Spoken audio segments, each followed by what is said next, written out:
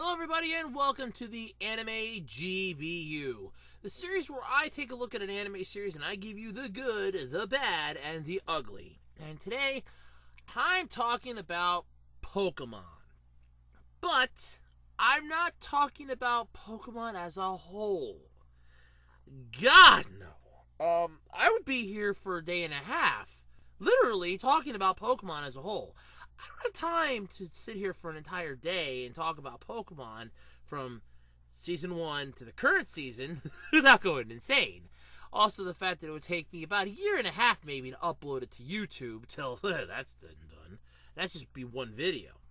So, I'm going to break this one up for the Anime G.B.U into seasons. And yes, I do mean seasons.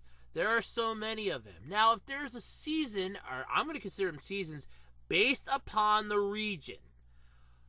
Now, I can hear somebody go, but that's not fair. There's some seasons that are split in two. Some regions are two halves. Yes, so that's two seasons, but it's one region. Whereas some parts, like the Battle Frontier, is its own separate season. While dealing with characters from the season prior, it's still its own separate season, so it's a separate season. So it's a separate episode. Same with the Orange Islands, all the way up to Sun and Moon, which will give me plenty of time to watch Sun and Moon. I'm sorry, I had to. I'm sorry, my body was cringing at that. The fact that I'm gonna have to watch Sun and Moon. Oh God, help me now. All right, so what better way to start this off with than the beginning? Now, I could talk about Pokemon Origins, which is the story of, what is it? Oh, story of Red and Blue, but that'll save for later. Yes, I'll save that one for later. So, what am I going to be talking about? Well, I'm going to be kicking it off right where Pokemon started, the Kanto region, with the original Pokemon series. So, let's get into this one. So, Pokemon starts off with 10-year-old Ash Ketchum. Well, technically it starts off with a Pokemon battle between a Gengar and a Nidorino.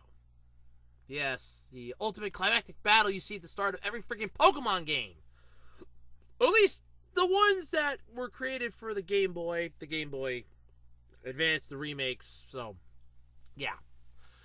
Anyway, the battle starting off with them, which, if I remember the trading cards correctly, Gengar has a massive advantage because it's a psychic type. Well, no, it's down as a psychic type on the card, but it's technically a ghost type. And it still has the advantage over the poison guy. So, yeah, it's got an advantage. Not going to do much damage to it. It's got an advantage. But anyway, it starts off with the Pokemon battle and Ash watching it in his room. So what's so interesting about this? Well, Ash Ketchum's about to turn 10 years old, meaning he can leave home and go and enslave animals and have them battle at his will like Caligula. Alright, that's not technically how the plot goes, but Ash can now leave on his Pokemon journey to become a Pokemon Master. Which, I still swear, you master Ditto, you are a Pokemon Master. Because Ditto can transform into everything. You master Ditto, you master Pokemon. End of discussion. Alright, but anyway, Ash ends up oversleeping after dreaming about his first ever Pokemon. Not realizing that Pokemon actually don't say anything other than their name or roar, with the exception of Team Rocket's Meowth, which I'll get into later. Basically, the story goes on that Ash unfortunately overslept, missing the moment to get his first Pokemon, at least with everybody around him. He arrives at Professor Oak's lab just as Gary leaves with his very first Pokemon, and he walks into the lab hoping to get a Charmander. Nope. Bulbasaur? Nope. Squirtle? Nope. Ash got nothing because he overslept. Feeling heartbroken and hurt, he's really upset, but Professor Oak decides to give him something very special. A Pokemon that he's kind of been holding on to because he, I'm guessing, didn't have a right trainer for it or just forgot he had it in his possession. And it's a Pikachu. Yes, Pikachu, our favorite yellow electric mouse. My favorite Pokemon because he's so yellow, he's cute, and he's adorable as hell. Yes, even in his chubby form in the first season, he was cute. Because he's gotten cuter now, but still. Anyway, Ash, now officially having his own Pokemon, sets out on his own journey. However, Pikachu is unlike any other Pokemon. It does not want to go into its Pokeball. It doesn't like its Pokeball. It hates its Pokeball. So, it stays outside. Ash trying to capture it, but then basically just having a game of catch, with Pikachu flicking the Pokeball off with its tail and Ash catching it all over again. Really funny. They were bonding right from the start. It goes on that as Ash is leaving with his new gear that his mom brought to him, his patented shirt, vest, jacket, hat. I will talk about that in a moment. Backpack, shoes, everything else. He sets off on his journey with his Pokeballs and Pokedex to pretty much do what Professor Oak can't do and circumnavigate the globe finding new Pokemon. Or at least your own little world of the Kanto region.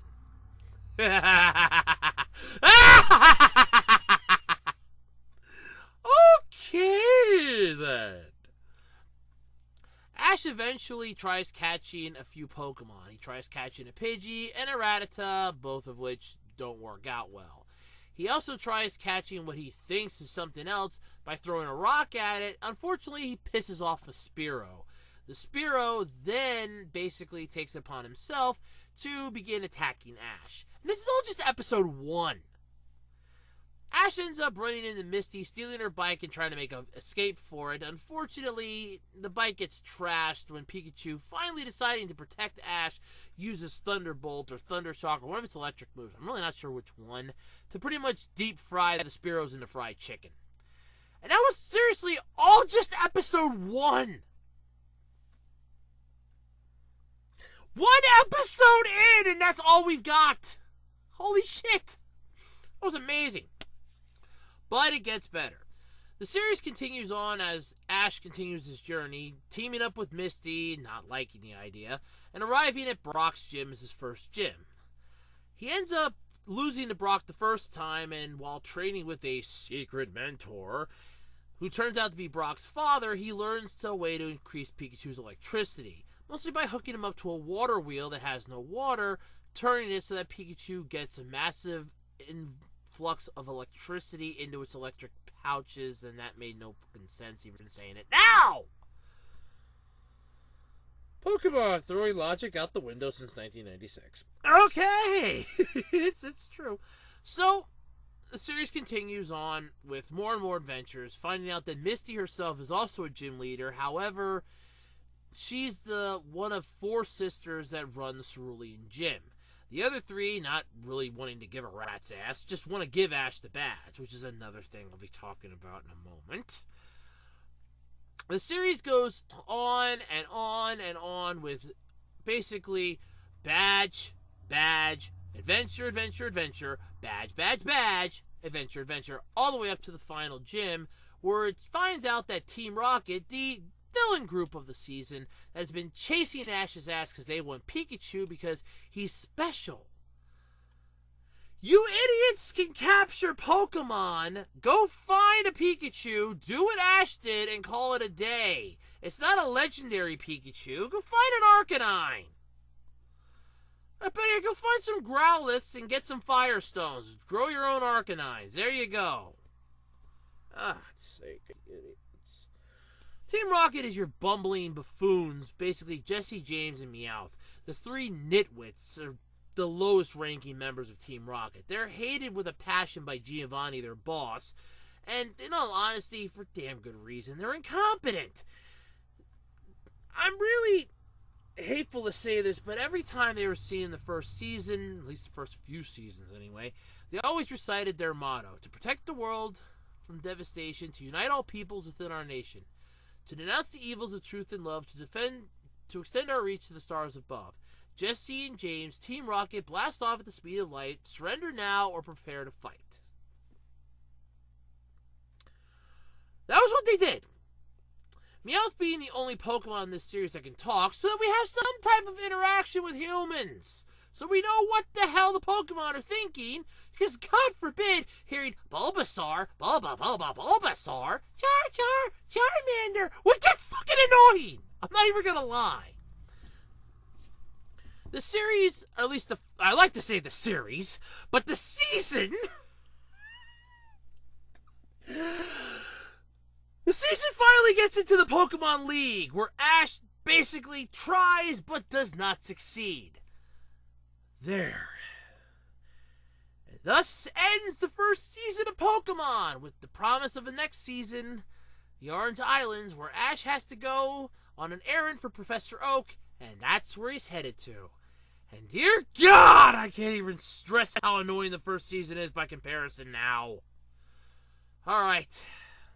I'm sorry the plot sucks, but there really isn't much to talk about. It's the same thing like in the games. Go to the towns, get the badge, go to the league, except in this case, instead of winning the league, you lose the league. There you go. That's Pokemon in a nutshell. So let's get into the good, the bad, and the ugly so I can wash this taste out of my mouth for the first season. Because I liked it when I was a kid, but dear God, looking back on it now sucks. So, what's good about this? Is there anything good about this? I don't know. Alright, I guess the, overarching story is pretty good. The fact that it's now standalone episodes, it's actually one continuous story from start to finish, is actually good. I do like that. It's not, here's 3 episodes, then we get a new arc. Here's 4 episodes, then a new arc. It's the same thing consistently throughout. I do appreciate that. But, at the same time, it's highly annoying. While I will admit that there were some times that Ash does kind of come off as a bit idiotic, stupid, and dumb, does effectively make an issue. And yes, it does make an issue. But, needless to say, it's still not bad. What is bad, however, is the fact that the series, at least this season, I shouldn't say series. No, I can say series, but I'm talking about this season in particular. This season falls under one massive trope. That trope is, I can't win a badge on my own. The only badge Ash actually earned, the only one, was the Thunder Badge. That is the only badge he earned. The Boulder Badge, he got out of pity because Onyx got attacked by the sprinkler system. The Cascade Badge, he got out of pity because he saved the Cerulean Gym. He managed to get all of his other badges, literally by making the gym leader feel sorry for him. Pity! That's Ash's greatest power, is pity. You pity the poor bastard in the first season. I cannot even begin to describe how annoying it felt. Badge after badge. He looks like he's trying, but let's face it, he's not. And I know somebody out there is going to say, but no, he beat Kaga. He got the Marsh badge. No, he helped out in that while helping them to prevent Team Rocket from basically taking over the dojo. So in essence, he did not earn that badge. So Charmander was going to get his ass kicked by that Golbat.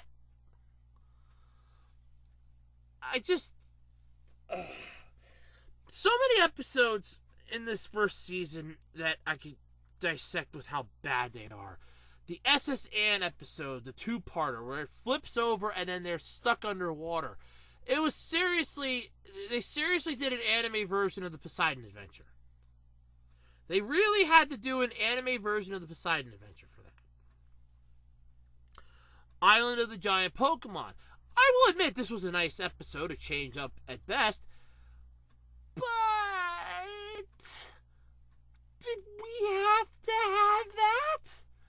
The gang gets separated from their Pokemon after washing up on an island because, well, they did. And I want to make a point here about something. They got separated from their Pokemon, yet I never saw Onyx out once, and I know for a fact Brock had Onyx with him. He used him in the episode prior, so where the hell was he? It gets worse. It gets worse. The episode is literally the first one in English that actually has subtitles, regardless if it's Japanese dubbed or not. Because the majority of it, 90% of it, is Pikachu and the other Pokemon talking until they come across Meowth, and then it's when they don't want Meowth to know something, that's when you see the subtitles again. Otherwise, Meowth translates for us. At least by answering them or making a sarcastic remark. But oh god. And then we find out that the entire island is basically not actual giant Pokemon, but amusement park rides. Because there was Pokemon Land, an amusement park set up by Giovanni. Oh, the Mafia did have trash collecting, so of course Team Rocket would have an amusement park. What the hell? I'm not trying to take over the world. I'm trying to collect rare and exotic legendary Pokemon for my amusement park to bring in more money. And that's just the bad. I haven't even gotten to the ugly yet. I guess I can get into that now. I have 4 ugly topics to mention with this. 1. Ash's goddamn hat. He makes a comment in the episode where his hat gets captured and stolen by a Mankey that I worked long and hard to get that hat. It was a prized possession to me. It's my prized possession because I sent in box tops to win that hat. Yet every succinct season after Johto, you don't care about it anymore. 2. You get Pokemon, and within X amount of episodes, you release them. You captured Caterpie, evolved Caterpie into Butterfree within a matter of 3 episodes, and then... No, sorry, 2 episodes. 2 episodes. And then down the road, before you need it, mind you, you let it go to be with a female Butterfree.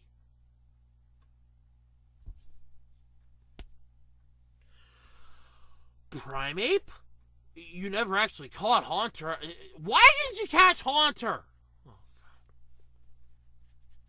God. This season. Oh my god. Alright. I can do this. That's 2. 3.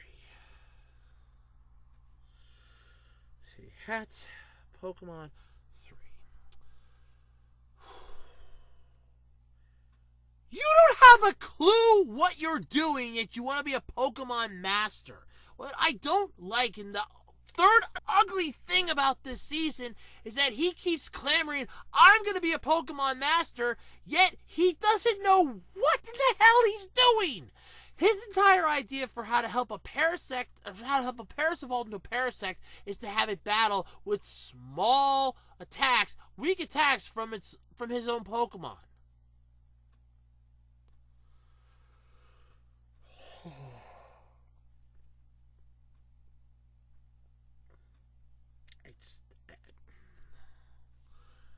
Four. This one's where it takes the cake. The Pokemon League. And I know everybody out there is going to know this episode by heart, and that's 2 episodes that I hate about this. The first one is Ash's very first battle in the Pokemon League. His Krabby goes to town on one trainer and is the only Pokemon that wins. He never has to switch out Pokemon. The Krabby takes on 3 different Pokemon, and during the process evolves into Kingler, and that's literally how the episode goes. Ash gets his first Pokemon win, and the first time he ever used Krabby, it evolves into Kingler. I have no words for this. Nobody does. It was idiotic. Fans were pissed, and rightfully so. But it gets so much worse than that. The next episode was right after Ash lost to Richie in the penultimate episode. First off, Ash's battle with Richie should have been postponed after it was discovered what exactly had happened. There's no way that Ash's Pokemon were in any condition to do any battling. Pidgeotto was exhausted, so he was already down one Pokemon, and he couldn't use any of his other ones. Charizard refused to listen to him, and Pikachu was still exhausted itself. He should have been given at least another day, and they could have postponed the match. I would have postponed it. But no, because it's a kid's show, we can't. But I'm more or less concerned the episode afterwards. He lost multiple times before. He lost to Lieutenant Surge, and he didn't sulk about it. He lost to Blaine. He didn't really sulk about it. He just kicked himself and tried figuring out how to better himself. He loses to Richie in the Pokemon League, and he basically doesn't want to come out of his room because he's freaking sad and mopey. You lost to another trainer because the other trainer had more skill than you. And you mope about it.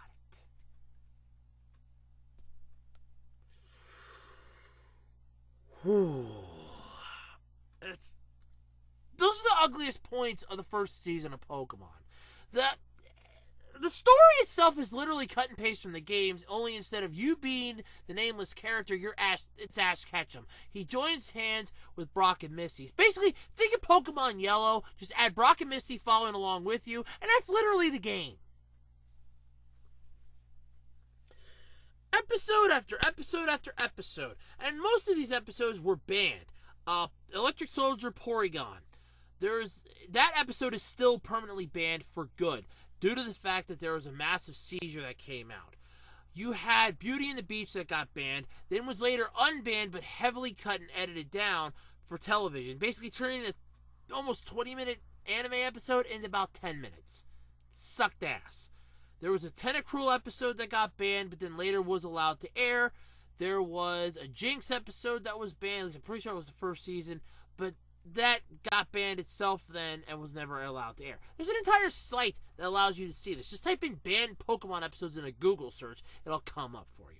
So my final verdict for Season 1 of Pokemon. Watch it, but don't hold it in nostalgic view. This is one of those seasons that you really got to be careful wearing the rose-colored glasses, because it's going to come back to bite you in the ass. You will see the plot holes, you will see the issues, the writing, and everything else as it goes on further down the road. There are better seasons than this that have come out. Even later on seasons were way better than this one. This was basically the start of it, and looking back on it now, it was the weakest of them. And I'm even comparing that to Sun and Moon. It just barely like this much beats Sun and Moon. That much. But it is by far one of the worst Pokemon seasons ever. But in the next season, I'm going to be talking about another one that wasn't too great. Yep. But anyway, my final verdict, like I said, give it a shot, but just don't hold it in such deep nostalgic view. It's not bad, but if you look at it compared to the later ones, you're going to see that the later ones were way better, because they knew more what they were doing in the later ones than they did in the originals. So, that's all I got for the Anime G.B.U. this time. I'm Andrew Rhodes, and thank you all for tuning in. Bye. See yous.